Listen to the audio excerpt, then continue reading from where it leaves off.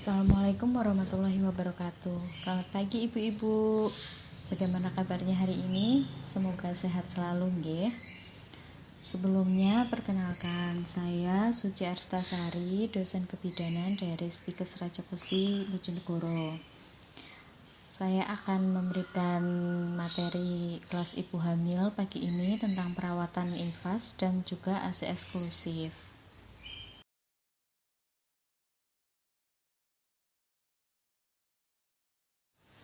Oke, mari kita bahas satu persatu nggih. Yang pertama yaitu perawatan nifas. Apa sih nifas itu? Nah, nifas adalah masa setelah melahirkan hingga alat reproduksi kembali pulih seperti sebelum hamil. Salah satunya yaitu rahim atau uterus yang ketika hamil membesar. Nah, dalam masa nifas ini rahim itu akan mengecil seperti sebelum hamil kembali. Seperti itu nggih.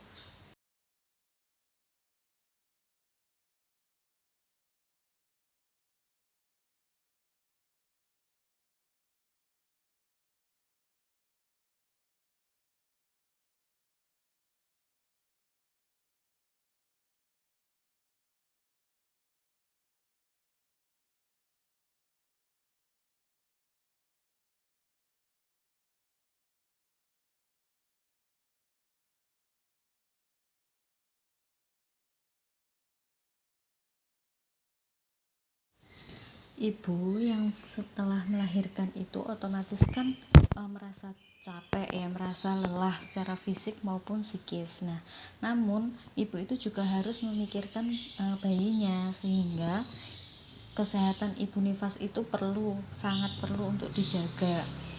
Nah, caranya bagaimana untuk menjaga kesehatan ibu nifas? Yaitu yang pertama, ini yang dilakukan ketika setelah melahirkan di 2 jam pertama itu biasanya dipantau oleh ibu bidannya atau tenaga kesehatannya gitu nggih. Nah, memantau adanya perdarahan atau tidak. Nah, kemudian memantau kontraksi rahimnya, bagaimana kontraksinya. Yang bagus itu kan setelah melahirkan itu tetap ada kontraksi. Untuk apa? Untuk mencegah terjadinya perdarahan itu. Nah, kemudian dibantu untuk mobilisasi dini. Nah, ibu itu meskipun lelah setelah melahirkan harus tetap eh, melakukan pergerakan, jadi tidak boleh diam saja, harus miring kanan, miring kiri, belajar untuk duduk, berjalan gitu nggih. Kemudian setelah pulang ke rumah, nah itu harus dipenuhi kebutuhan nutrisinya, jadi makannya harus gizi seimbang, minumnya harus banyak, kemudian istirahatnya yang cukup. Jadi tidak boleh meskipun malam menyusui tapi harus tetap dibantu oleh keluarga untuk menjaga bayinya sehingga ibunya biar bisa istirahat gitu nggih. Kemudian menjaga kebersihan diri.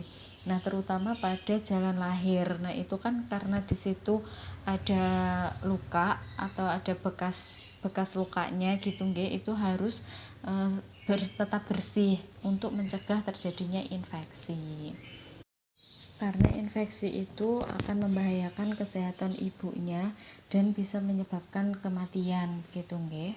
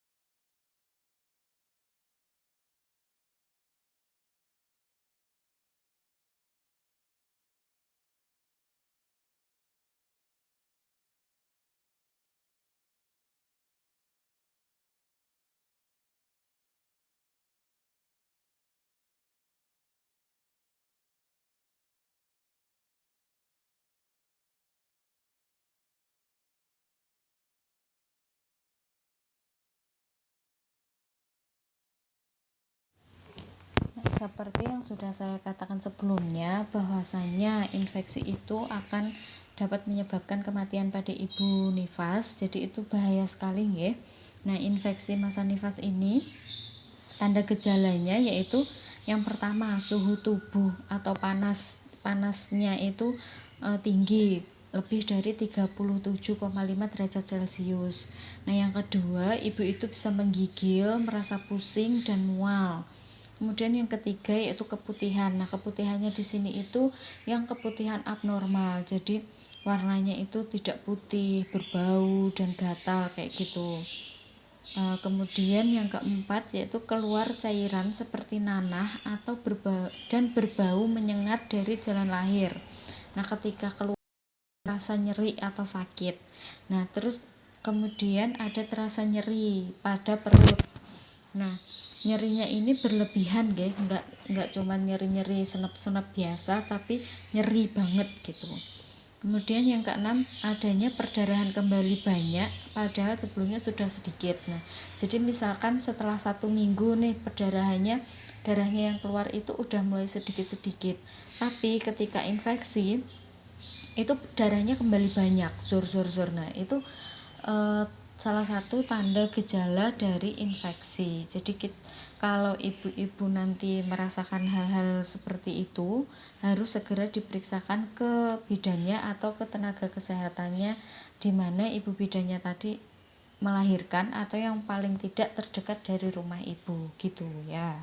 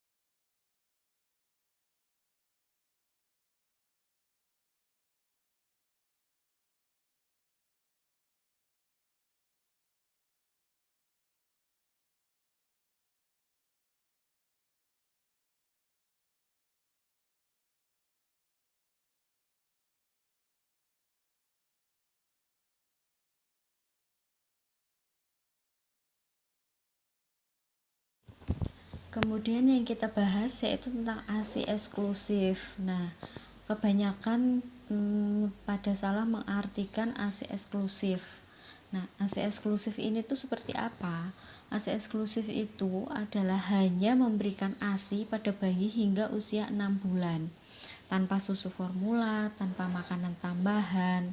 Jadi hanya ASI saja gitu nggih. Nah, bagaimana kalau ibu itu bekerja? Nah, itu tetap bisa memberikan ASI eksklusif dengan cara bisa melalui alat atau diperah, dipompa tadi nggih. Jadi ASI eksklusif itu bisa dilakukan dengan cara menyusui langsung dari payudaranya atau bisa melalui alat atau diperah pompa ASI dipompa tadi gitu.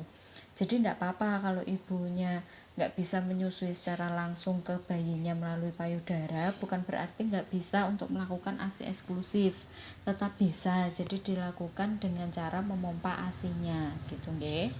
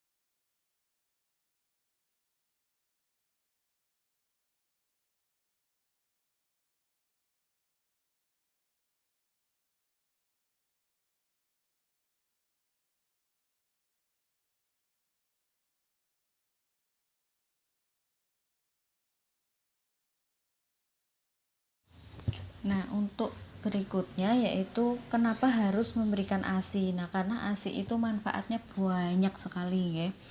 Nah, salah satunya manfaat dan keuntungan ASI bagi bayi yaitu nutrien atau zat gizinya itu sesuai dengan bayi. Jadi karena udah alami dari tubuh ibu itu udah sesuai dengan kebutuhan bayinya.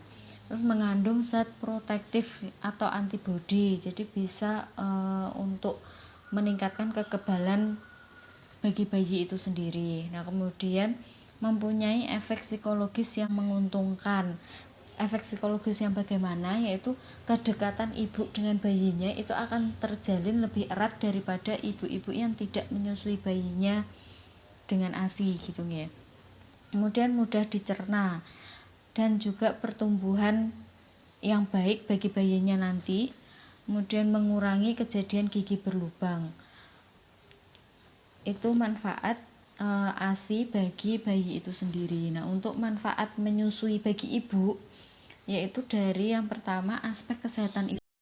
Nah, itu dapat membantu involusi uterus. Nah, involusi uterus itu adalah kembalinya ukuran rahim atau uterus yang tadinya ketika hamil itu membesar, kemudian setelah melahirkan itu uterusnya akan kembali mengecil. Itu yang dinamakan dengan proses involusi uterus. Nah, itu akan terbantu prosesnya lebih cepat pada ibu-ibu yang menyusui bayinya. Kemudian mencegah terjadinya perdarahan pasca persalinan, mengurangi prevalensi anemia defisiensi besi. Kemudian dilihat dari aspek KB itu dapat menjarangkan kehamilan. Hormon yang mempertahankan laktasi bekerja menekan hormon untuk ovulasi. Jadi ibu itu ketika menyusui bayinya itu tidak subur gitu guys. Jadi tidak dapat dihamili. Kemudian yang ketiga yaitu aspek psikologis. Ibu akan merasa bangga dan diperlukan, rasa yang dibutuhkan oleh semua manusia dan menimbulkan rasa kasih sayang. Jadi akan lebih dekat kepada bayinya, dia akan lebih merasa bahagia karena merasa dibutuhkan gitu ya.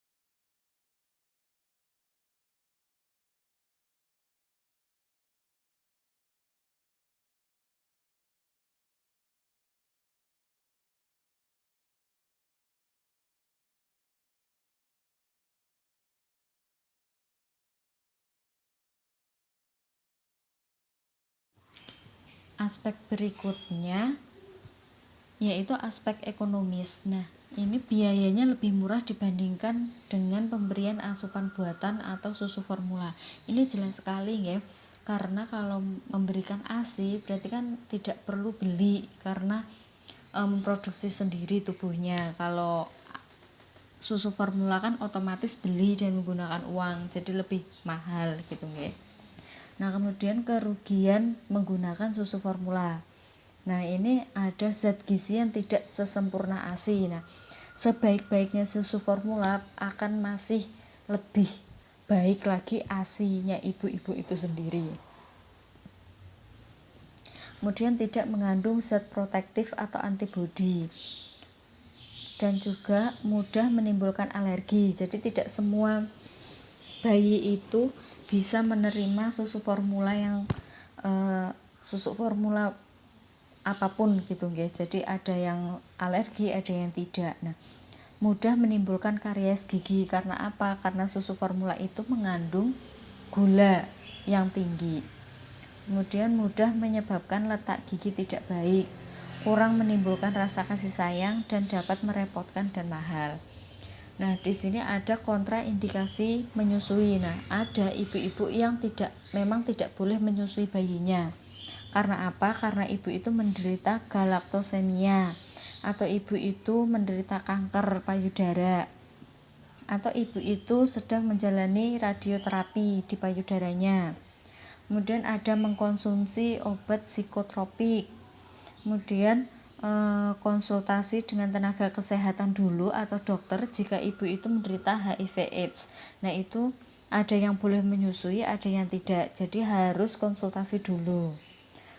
Dilihat kondisi tubuhnya seperti apa gitu ya. Nah, bagaimana agar ASI itu banyak setelah melahirkan? Kan kadang ada ibu-ibu yang merasa ASI saya nggak cukup bu, nggak bisa menyusui. Nah, caranya gimana biar ASI itu banyak? Nah, salah satunya dengan cara bayi itu disusukan oleh ibunya. Nah, jadi harus disusukan ke ibunya sendiri.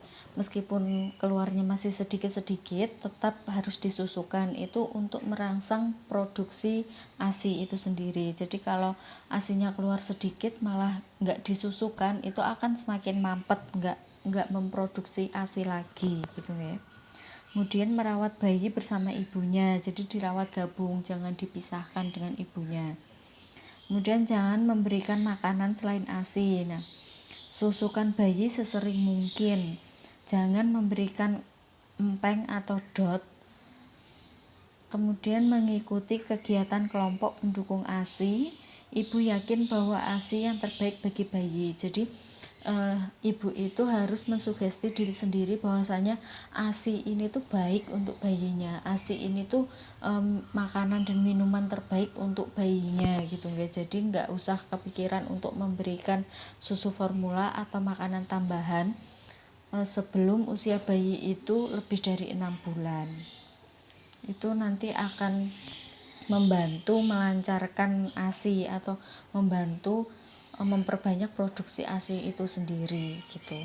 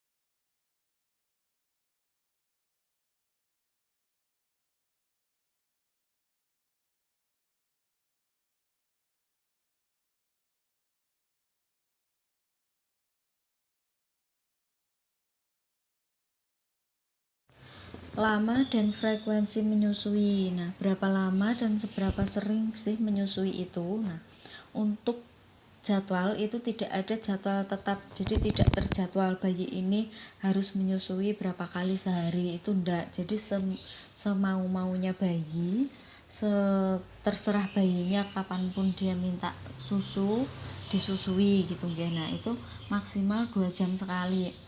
Jadi meskipun bayi itu kan kadang kalau bayi baru lahir itu tidur terus gitu ya, kalau tidurnya lama itu dibangunkan aja ndak apa-apa, kalau jangan sampai lebih dari 2 jam kok nggak disusui, nanti kasihan juga payudaranya ibunya, pasti akan asinya itu akan penuh gitu. Kemudian kedua payudara ditetekkan secara bergantian, jadi jangan cuma yang sebelah aja yang disusukan, tapi kedua-duanya secara bergantian gitu nggih. Lama menyusuinya tergantung kemauan bayi, hingga bayinya melepaskan putingnya sendiri gitu. Jangan dipaksa untuk dilepaskan ibunya. Nah, usahakan setiap menyusui sampai payudara kosong dan pindah ke payudara sebelahnya. Jadi kalau menyusui itu yang sebelahnya misalkan yang kiri dulu. Nah, kiri dulu itu sampai kosong, baru nanti disusukan yang kanan. Karena kalau enggak itu nanti akan menyebabkan sakit payudaranya yang sebelahnya gitu nggih. Kemudian setelah selesai menyusu, bayi disendawakan untuk mengeluarkan udara yang terhisap ketika menyusu. Nah, kalau udah selesai menyusu, bayinya itu disendawakan dengan cara dipupuk di dadanya ibu sampai sendawa, biar juga dapat mencegah terjadinya gumuh gitu ya.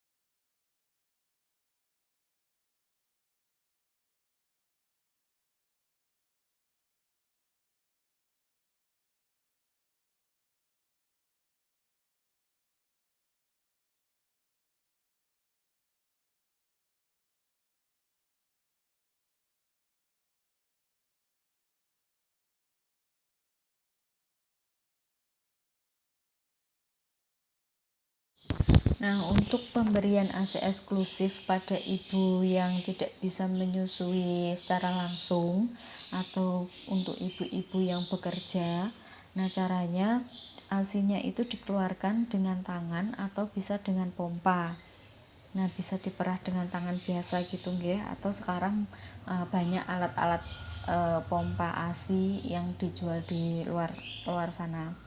Nah, kemudian bagaimana cara menyimpan ASI-nya? Nah, ASI itu bisa dibiarkan di udara terbuka, maksudnya di udara biasa suhu normal, nggak ditaruh di dalam kulkas, itu bisa sampai 6 sampai 8 jam.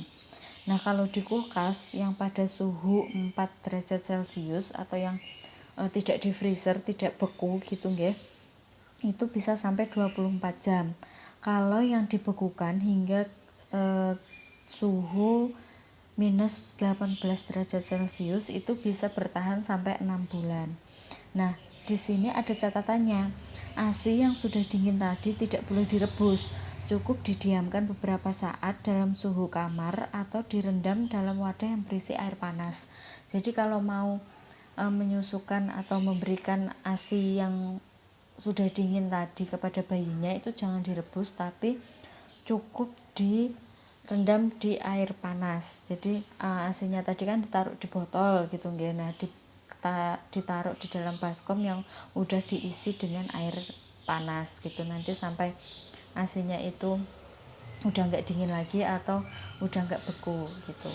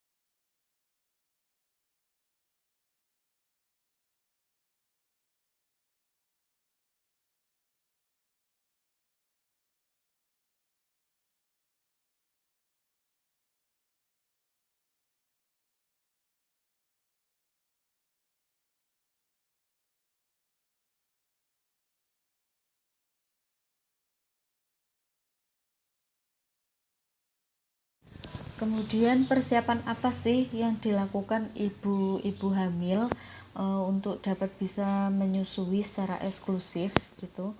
Nah, yang pertama yaitu adanya perawatan payudara. Nah, jadi ibu-ibu itu sedari sekarang ketika hamil itu sudah bisa merawat payudaranya. Bagaimana cara merawat payudara? Nah, petunjuknya ada di situ nggih, bisa dibaca. Yang pertama, jika pada waktu menyusui pertama kali puting terasa agak perih, itu hal yang biasa. Jadi jangan, aduh perih, aku nggak mau menyusui lagi, jangan, tetap disusui. Tapi jika rasa perih itu berlanjut dan sampai pecah-pecah, sebaiknya segera periksakan ke dokter. Jadi kalau perihnya berlangsung lama sampai pecah-pecah bahkan sampai keluar darah, itu periksain aja ke dokter atau ke bidannya. Kemudian jika payudara membesar karena terlalu banyak air susu sesekali, peraslah dengan tangan. Dengan demikian peregangan kulit berkurang sehingga air susu mengalir lancar. Kemudian yaitu supaya tidak kering, sebaiknya puting susu tidak disabuni pada saat mandi, cukup disiram dan dibersihkan dengan air. Keringkan puting dengan hati-hati sehabis menyusui. Alas bra atau BH Anda dengan kain bersih yang menyerap rembesan air susu. Ganti kain pengalas tersebut bila sudah lembab. Jadi biasanya kan kalau ketika menyusui itu kan air susunya itu keluar-keluar sendiri. Nah, di branya itu dikasih alas lagi, kain gitu yang bisa menyerap air susunya tadi biar enggak basah gitu ya.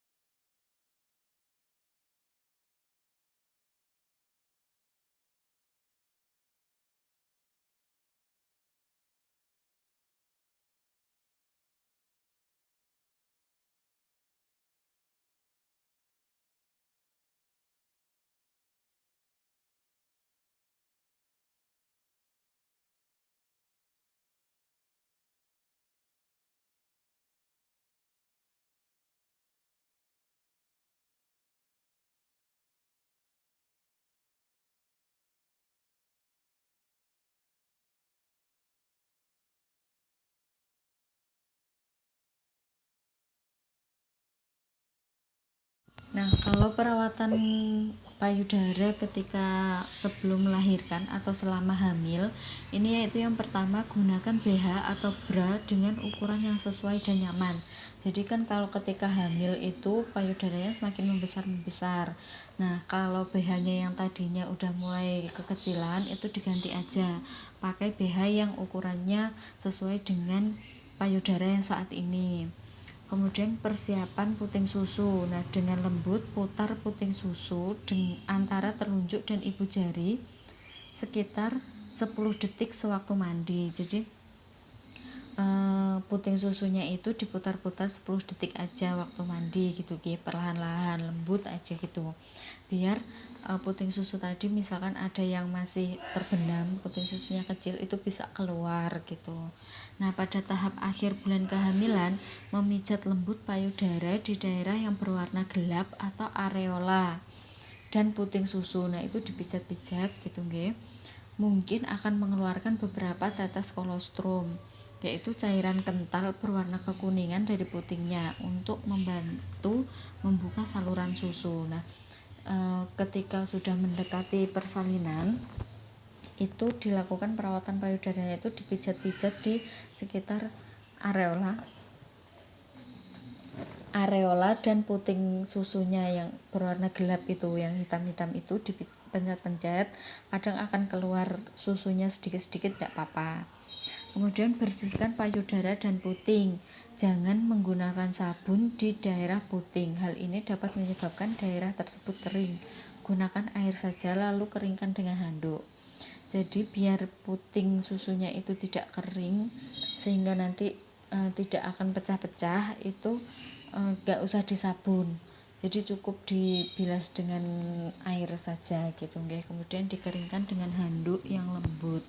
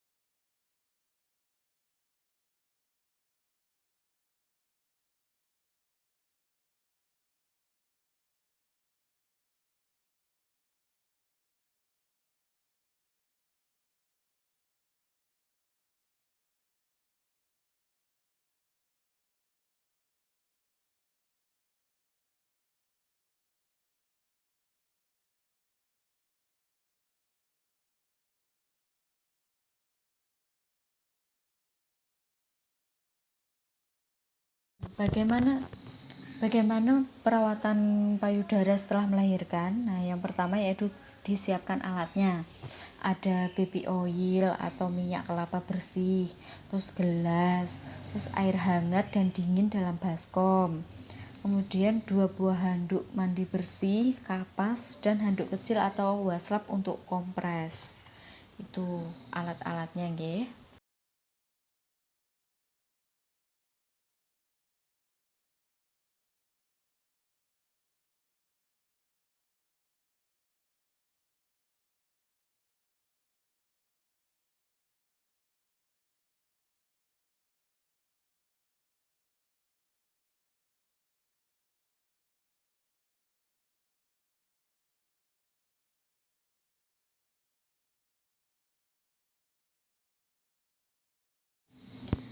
Langkah-langkahnya yang pertama, kompres puting susu dengan kapas yang sudah dibasahi baby oil tadi selama beberapa menit.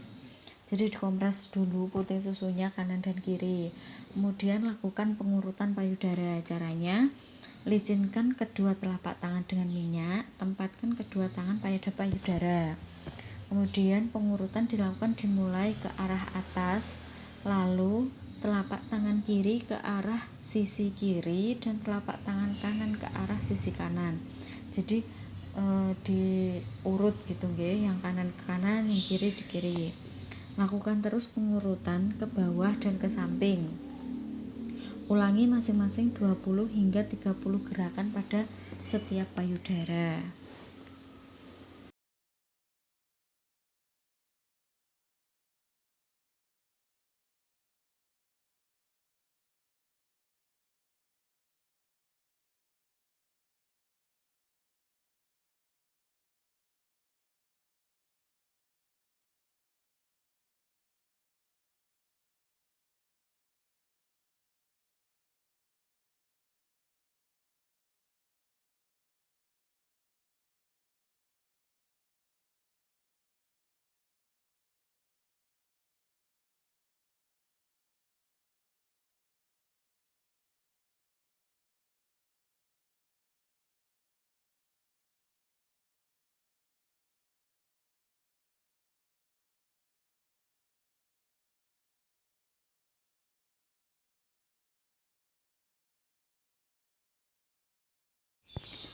Kemudian, sokong payudara kiri dengan tangan kiri. Dengan pinggir kelingking tangan, urut payudara dari pangkal hingga puting susu. Lakukan juga untuk payudara sebelah kanan. Ulangi masing-masing 20 hingga 30 gerakan untuk setiap payudara. Nah, sokong payudara kiri dengan satu tangan kiri, sedang tangan kanan mengepal dan mengurut dengan buku-buku jari pangkal ke arah puting susu. Jadi dari atas ke bawah diurut dengan kepalan tangan tadi, pelan-pelan saja secara lembut nggih. Kemudian lakukan juga untuk payudara yang sebelahnya. Ulangi masing-masing 20 hingga 30 gerakan untuk setiap payudara. Berikutnya yaitu pegang pangkal payudara dengan kedua tangan, lalu urut dari pangkal ke arah puting susu sebanyak 1 kali. Pijat puting susu hingga keluar cairan ASI dan tampung dengan tempat bersih atau gelas. Kemudian yang terakhir, kompres kedua payudara dengan handuk kecil tadi yang hangat selama 2 menit, lalu diganti dengan kompres air dingin selama 2 menit dan kompres lagi dengan air hangat selama 2 menit. Jadi kompresnya 3 kali ya, yang hangat dulu, kemudian dingin, kemudian hangat lagi gitu.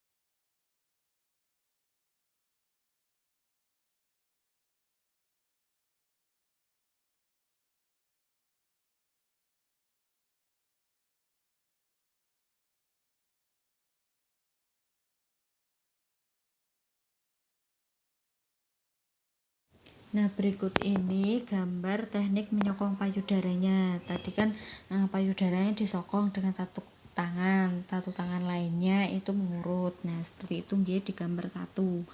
Kemudian yang di gambar 2 ada gerakan memutar satu payudara. Jadi memutarnya searah gitu nggih.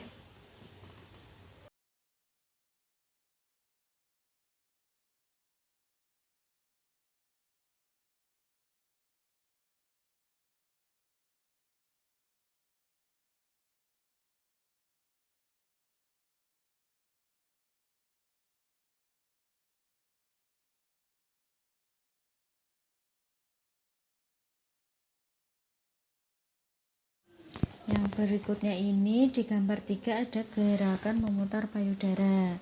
Nah, memutarnya juga satu arah. Kemudian yang di gambar 4 yaitu mengurut payudara. Nah, mengurutnya seperti itu ya, dari atas ke arah puting susu gitu.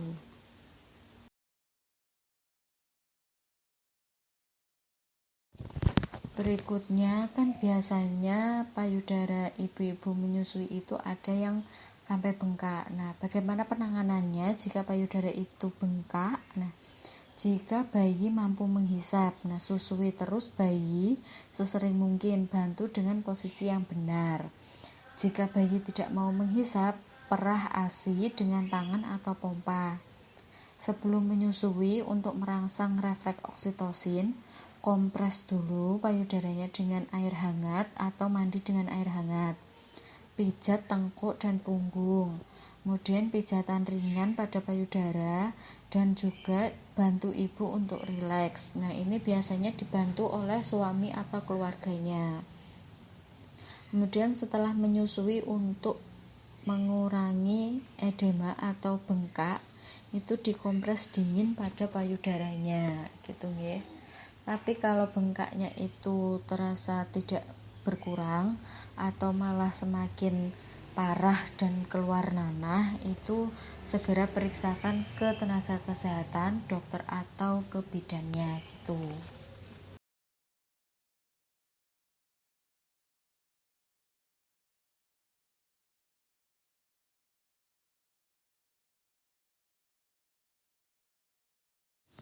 Kemudian bagaimana menangani puting yang lecet? Nah, dicari dulu penyebabnya, periksa perlekatan mulut bayi sama puting susunya benar atau tidak.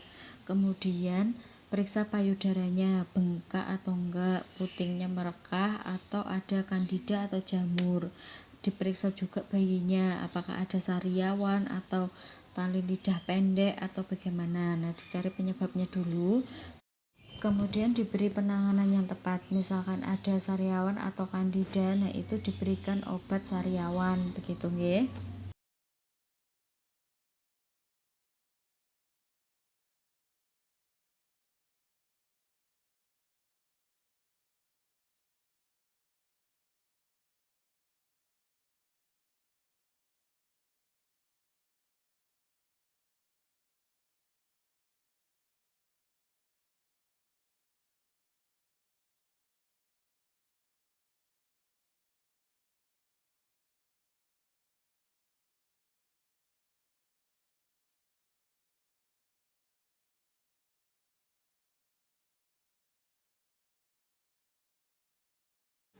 Nah, untuk materi terakhir dari saya yaitu jenis metode KB pasca persalinan.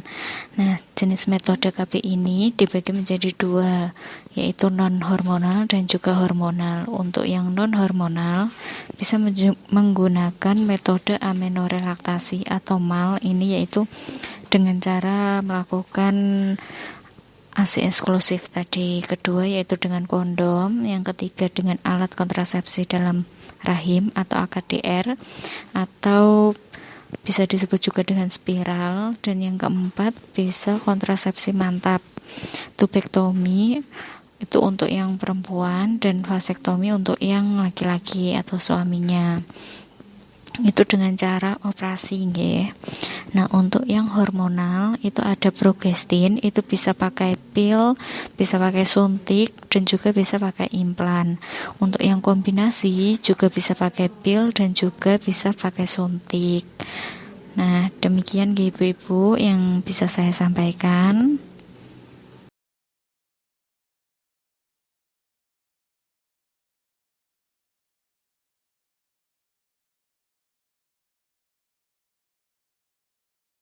Demikianlah materi yang bisa saya sampaikan. Semoga bermanfaat. Semoga ibu-ibunya sehat, lancar persalinannya, sehat dan selamat ibu dan bayinya nanti.